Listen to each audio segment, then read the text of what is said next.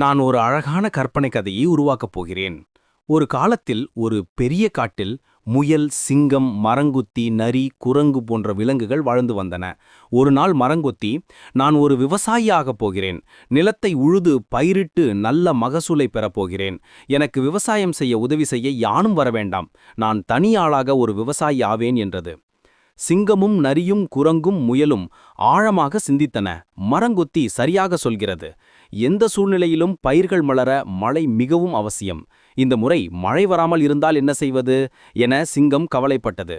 கவலைப்படாதே நண்பா, மழை வரவில்லை என்றால் நாம் அனைவரும் ஒன்றிணைந்து கிணறு வெட்டி பயிர்களுக்கு நீர் பாய்ச்சி மகசூலை பெறுவோம் என மரங்கொத்தி நம்பிக்கை வார்த்தைகள் கூறியது. மறுநாள் அதிகாலையில் மரங்கொத்தி தனது விவசாய நிலத்திற்கு புறப்பட்டது மற்றும் தனது வேலையை ஆரம்பித்தது.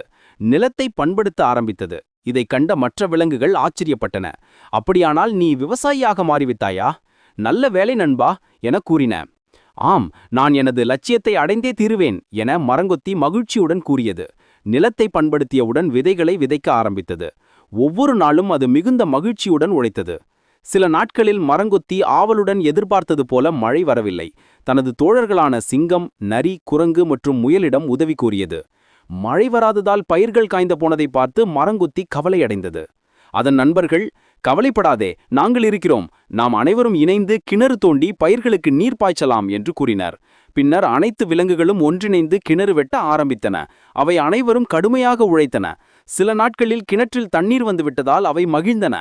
இறுதியாக பயிர்களுக்கு நீர் பாய்ச்சினர்.